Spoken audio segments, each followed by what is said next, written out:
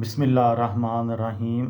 لاکھوں درود پاک حضرت محمد صلی اللہ علیہ وآلہ وسلم اور آپ صلی اللہ علیہ وآلہ وسلم کی آل پر۔ السلام علیکم، میرا نام افتخار احمد ہے اور آپ میرا یوٹیوب چینل نالج دیکھ رہے ہیں۔ وہ چھکا جس نے پاکستان اور بھارت کے درمیان ایک ممکنہ جنگ ٹال دی۔ اس سلسلے میں ایک ویڈیو کل بنائی تھی، براس ٹیک مشقیں، آج اس کا دوسرا حصہ۔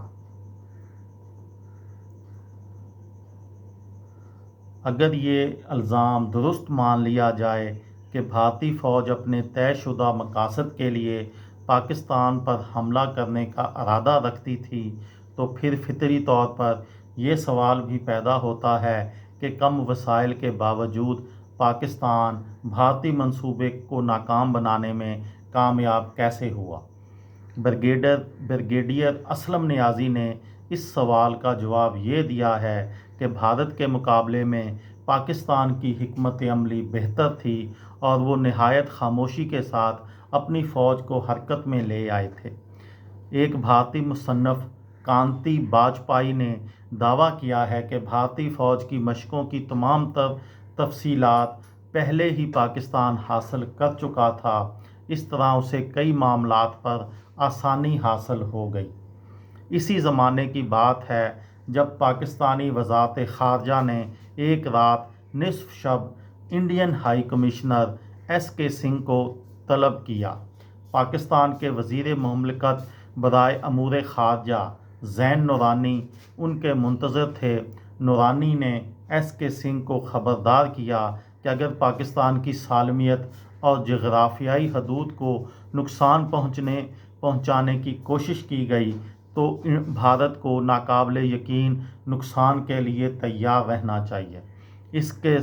ایس کے سنگھ یہ سن کر حیرت زدہ رہ گئے اور انہوں نے سوال کیا کہ آپ مجھے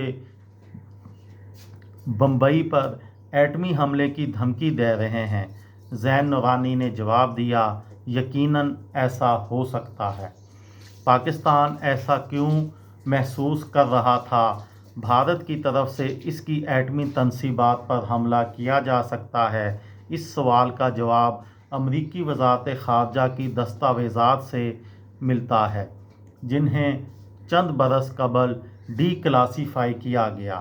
ان دستاویزات کے مطابق امریکی صدر رونالڈ ریگن خطرہ محسوس کرتے تھے کہ پاکستان نے اگر یورینیم کی افزودگی جاری رکھی اور وہ مقررہ حدود سے بڑھ گئی تو اس کے نتیجے میں بھارت پاکستان کی ایٹمی تنصیبات پر حملہ کر سکتا ہے۔ اس حملے کے نتیجے میں دونوں ملکوں کے درمیان مکمل جنگ چھڑ سکتی ہے۔ امریکی صدر نے یہ اطلاع نان پیپرز اور ایک خط کے ذریعے پاکستان کے صدر جنرل ضیاء الحق تک پہنچا دی۔ پاکستان میں یہ سنسنی ایک اور وجہ سے بھی پیدا ہوئی۔ پاکستان کے ایک انگریزی اخبار پاکستان ٹائمز میں وسط جنوری میں ایک خبر شائع ہوئی جس میں بتایا گیا کہ بھارت نے پاکستان سے مطالبہ کیا ہے کہ وہ پنجاب کے علاقوں میں بھارت کے ساتھ لگنے والی سرحد سے اپنی فوج ہٹا لے۔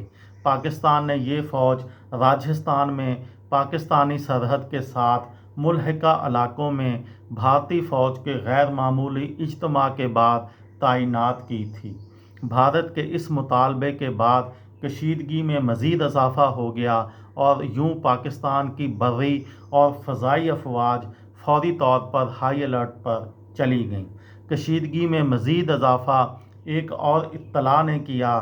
سیاسی اور دفاعی امور کے ممتاز پاکستانی ماہر ڈاکٹر حسن عسکری رضوی نے لندن سے شائع ہونے والی کتاب Pakistan and geo strategic environment میں اس اطلاع کا ذکر کیا۔